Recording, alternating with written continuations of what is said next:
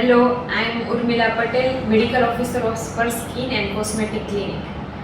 પહેલા આપણે અહીંયા સ્પર્શ ક્લિનિકમાં થતી ઘણી પ્રોસિજર અને ટ્રીટમેન્ટના એસઓપીસ વિશે જાણ્યું. આજે આપણે હોલીવુડ લેસર ટ્રીટમેન્ટ વિશે જાણીશું. હવે હોલીવુડ લેસર થેરાપી એક પ્રકારની લેસર થેરાપી જ છે, પરંતુ એ હોલીવુડ લેસર થેરાપી તરીકે શા માટે ઓળખાય છે? કારણ કે તે પહેલાં એટલી પ્રચલિત નથી, પરંતુ હોલીવુડમાં સેલિબ્રિટીઝ દ્વારા તે પ્રોસિજર કરવામાં આવ્યા પછી તે વધારે ફેમસ થઈ છે અને પછી એટલે જ તે હોલીવુડ લેસર ટ્રીટમેન્ટ તરીકે ઓળખાય છે. આમ તો તેને laser facial, laser bleach, carbon doll peel, carbon facial વગેરે નામે પણ ઓળખાય છે. એમ તો આપણે અહીંયા સ્પર્શ ક્લિનિકમાં ઇન્સ્ટન્ટ ગ્લો માટેની ઘણી બધી થેરાપીઝ થાય છે, જેમ કે મેડીફેશિયલ, એમ્બ્રોઝિયા થેરાપી, સી પીલ, પાર્ટી પીલ, કોલેજન માસ્ક થેરાપી અને આ બધી થેરાપીને કોમ્બિનેશનમાં પણ કરી શકીએ છીએ. પણ હોલીવુડ લેસર થેરાપી છે એ એક યુનિક થેરાપી છે અને તે હમણાં બધી જે અત્યારે નવી જે મોડાલિટીઝ હોય છે જે ઇન્સ્ટન્ટ ગ્લો માટે, એમાં એક નોવેલ એપ્રોચ છે. આજે આપણે હોલીવુડ લેસર ટ્રીટમેન્ટમાં એનડીઆર લેસર અને એબી પીટીપી ટેકનોલોજી સાથે ઉપયોગ કરીશું. પીટીપી ટેકનોલોજી એટલે photo acoustic twin pulse. Photo acoustic twin pulse એટલે તેમાં જે ટોટલ ક્યુ એનર્જી છે એને આપણે બે ક્યુ એનર્જીમાં એટલે કે 6:4 રેશિયોમાં સિંગલ એનર્જીને ડબલ પાર્ટમાં આપણે ડિવાઈડ કરવાની હોય છે અને તેમાં ટ્રીટમેન્ટની ઇફિકસી સારી મળે છે અને સાઇડ ઇફેક્ટ ઓછી થાય છે. કારણ કે જનરલી જે ઇન્ડિયન સ્કિન હોય છે તેમાં જે આપણે પાવર જે ફ્યુએલ્સ યુઝ કરીએ છીએ એના કારણે થર્મલ ડેમેજ થાય છે સ્કિન પર અને એના કારણે પીઆઈચ થવાના ચાન્સીસ રહેતા હોય છે. એ આ ટેકનોલોજીમાં નહિવત અથવા તો થતા જ નથી. આ લેસર ટ્રીટમેન્ટનો ઉપયોગ આપણે ઘણી બધા ઇન્ડિકેશન્સ માટે કરી શકીએ છીએ, જેમ કે એકને PIH, melasma, dull skin, uneven skin, photo aging skin, fine line, wrinkles, seborrhea, open pores અથવા એનલાર્જ પોર્સ વગેરે. હવે આપણે આ ટ્રીટમેન્ટના એડવાન્ટેજીસ વિશે જાણીએ. તો તે સેફ છે. સેફ એટલા માટે કે તે બધી સ્કિન ટાઈપ પર આપણે કરી શકીએ છીએ.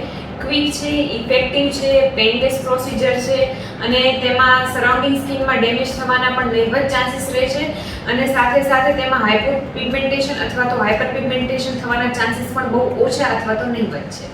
એમ તો આ પ્રોસિજરમાં કોઈ સાઇડ ઇફેક્ટ નથી, પરંતુ સામાન્ય ટિંગલિંગ સેન્સેશન અથવા તો પ્રોસિજર કર્યા પછી માઇલ્ડ એરિથમા એટલે કે રેડનેસ આવી શકે છે.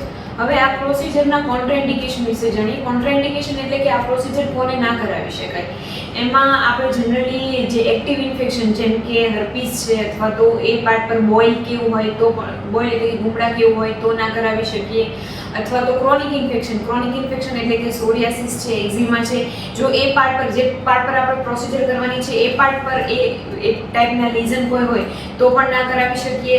અને સાથે સાથે પ્રેગ્નેન્ટ લેડી અથવા તો જે મધર જે બાળકને ફીડિંગ કરાવતી એટલે લેક્ટેટિવ મધરમાં પણ ન કરાવી શકાય.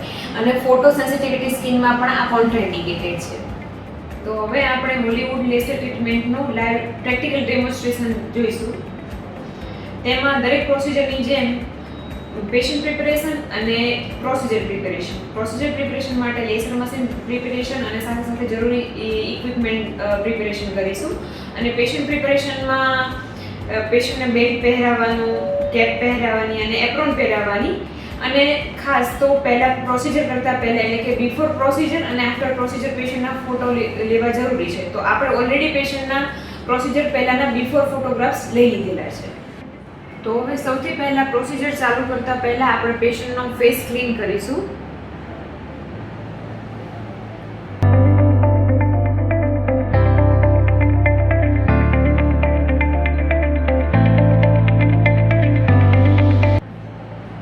એમ તો ફેસ ક્લીન કરવા માટે ઘણા બધા ક્લિન્ઝિંગ લોશન અથવા તો ક્લિન્ઝરનો ઉપયોગ કરતા હોઈએ છીએ, પણ આપણે અહીંયા અત્યારે ક્લિન્ઝિંગ લોશનનો ઉપયોગ કરીશું.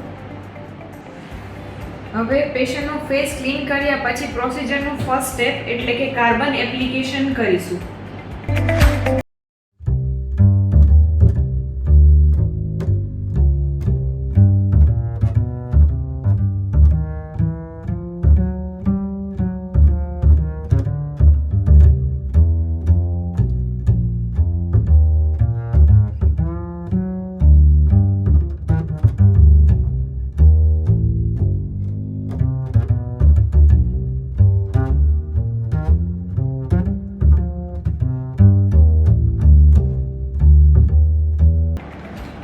કાર્બન છે એ સ્કિનના જે પોર્સ છે એમાંની જે ઇમ્પ્યોરિટીઝ છે, સીબમ છે, ડેડ સ્કિન સેલ્સ છે, એ બધાને પોર્સમાંથી ખેંચી બહાર કાઢી અને સ્કિનની સરફેસ પર લાવે છે.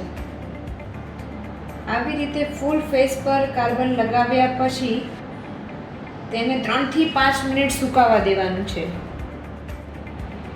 આપણે કાર્બનનું એકદમ થીન લેયર લગાવીશું, જેમાં 70% સ્કિન નીચે દેખાય એટલું એકદમ થીન અને ટ્રાન્સપરન્ટ રાખીશું. હવે કાર્બન ક્રીમ જે લગાવી હતી એ ડ્રાય થઈ ગઈ છે. હવે કાર્બન ક્રીમના એપ્લિકેશન પછી આપણે એકચ્યુઅલી લેસર ટ્રીટમેન્ટ ચાલુ કરીશું. એ લેસર ટ્રીટમેન્ટમાં આપણે અત્યારે એક્ટિવ એનડીઆર લેસરનો ઉપયોગ કરીશું.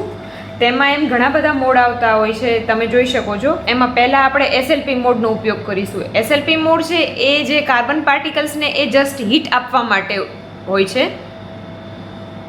અને તેમાં તમે જોઈ શકો છો આપણે અમુક જે પેરામીટર્સ છે બધા સેટ કરેલા છે already. Pulse rate, spot size, ફ્લુએન્સ.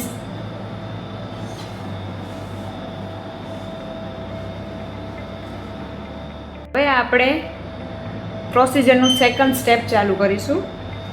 તેમાં આપણે એસએલપી મોડ સિલેક્ટ કરી રહ્યું છે.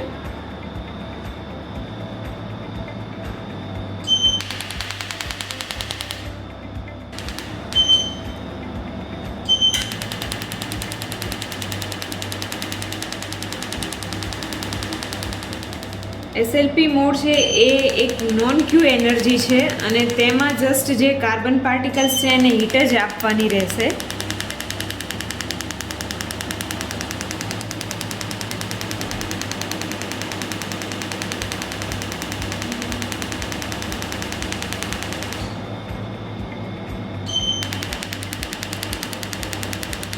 એસએલપી મોડમાં આવી રીતે પેશન્ટનો ફૂલ ફેસ કવર થાય તેવી રીતે આખા ફૂલ ફેસ પર લેસરના 1 થી 2 પાસ આપી શકાય છે.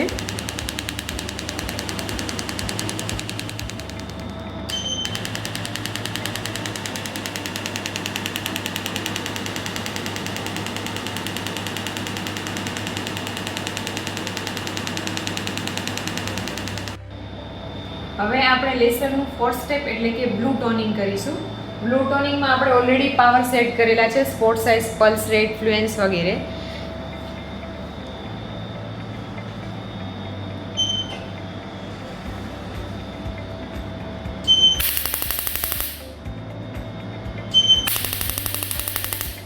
જે બ્લુ ટોનિંગ છે એ 1064 નેનોમીટર ક્યુ એનર્જી છે. તેમાં જે કાર્બન પાર્ટિકલ્સ છે એને નાના ફ્રેગ્રન્સમાં બ્રેકઆઉટ કરે છે અને સાથે એવોપરેટ કરે છે.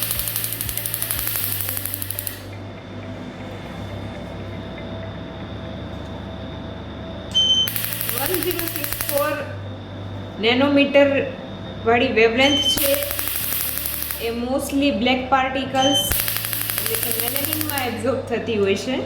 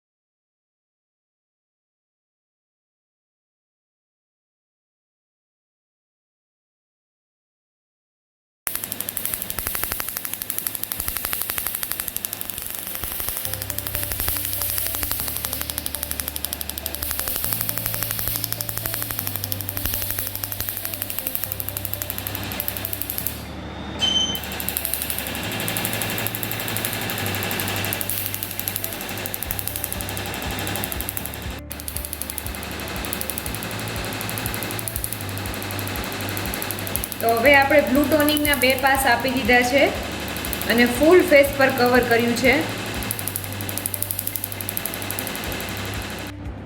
આ લેસર ટ્રીટમેન્ટ આપણે 15-20 દિવસના ઇન્ટરવલ પર ફરી કરી શકીએ છીએ અને જ્યાં સુધી આપણને જોઈતું ડિઝાઇન રિઝલ્ટ ના મળે ત્યાં સુધી એની સિટિંગ્સ લઈ શકીએ છીએ. એ મેક્સિમમ 3 થી 4 સિટિંગ લઈ શકીએ છીએ. અને હવે આપણે પ્રોસિજરનું નેક્સ્ટ સ્ટેપ એટલે કે કોલેજન માસ્ક લગાવીશું.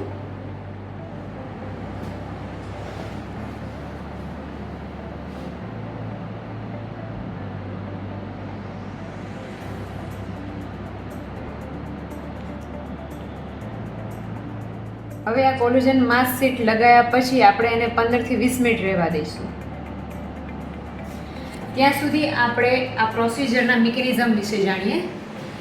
આ પ્રોસિજરમાં વપરાતા બ્લુ ટોનિંગ મોડ જે યુઝ કરવામાં આવે છે એ બ્લુ ટોનિંગ મોડ છે એ સબસેલ્યુલર સિલેક્ટિવ ફોટોથર્મેલાઇસિસ પ્રિન્સિપલ પર કામ કરે છે અને તેમાં જે ટાર્ગેટેડ ક્રોમોફોર છે એ મેલેનિન છે. જે વેવલેન્થનો યુઝ કરવામાં આવે છે એ વેવલેન્થ એ જે ક્રોમોફોરના જે થર્મલ રિલેક્સેશન ટાઈમ છે એના કરતાં ઓછી રાખવામાં આવે છે.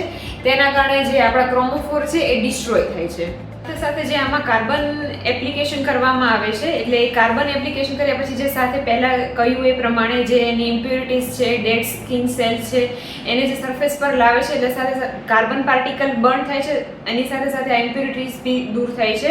સુપરફિશિયલ સ્કિન બી એક્સફોલિએટ થાય છે. એટલે સાથે એમાં આપણને ઇમિડિયેટ ગ્લોની ઇફેક્ટ દેખાય છે. જે ઓપન પોર્સ છે એમાં ડીપલી ઇમ્પ્યુરિટીઝ દૂર થયા પછી જે પોર્સ છે એની સાઇઝ શ્રંક થાય છે એટલે સ્કિન પર બ્રાઇટ, લાઇટ અને ટાઇટ ઇફેક્ટ પણ દેખાય છે. અને સાથે સાથે જે સ્કિનની સરફેસ પર જે સિબેસિયસ ગ્લેન્ડ આવેલી હોય છે તેની સાઇઝ પણ એ શ્રંક કરે છે હીટના કારણે. એટલે અલ્ટિમેટલી એની સિબમ પ્રોડક્શન ઘટી જાય છે. આમાં લેસર એનર્જીની જે હીટ છે ઉત્પન્ન કરે છે તે હીટના કારણે જે એકને કોઝિંગ બેક્ટેરિયા છે એનો નાશ કરે છે. તેના કારણે એકનેની સંખ્યામાં પણ ઘટાડો થાય છે અને સાથે સાથે તેમાં કોલેજન પ્રોડક્શનને પણ સ્ટિમ્યુલેટ કરે છે એટલે સ્કિન પર ટાઇટનિંગ ઇફેક્ટ પણ દેખાય છે. હવે 15 થી 20 મિનિટ થઈ ગઈ છે અને હવે આપણે આ શીટ માસ્કને રિમૂવ કરીશું.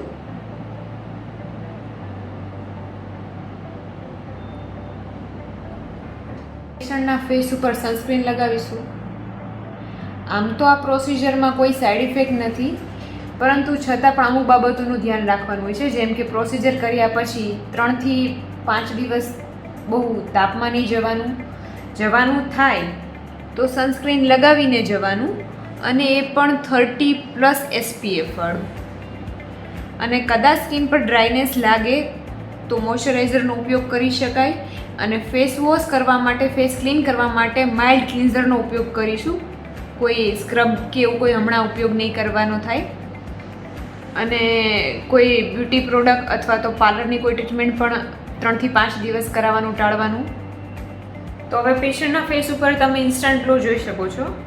આ હોલીવુડ લેસર ટ્રીટમેન્ટ આપણી કમ્પ્લીટ થઈ ગઈ છે. Thank you.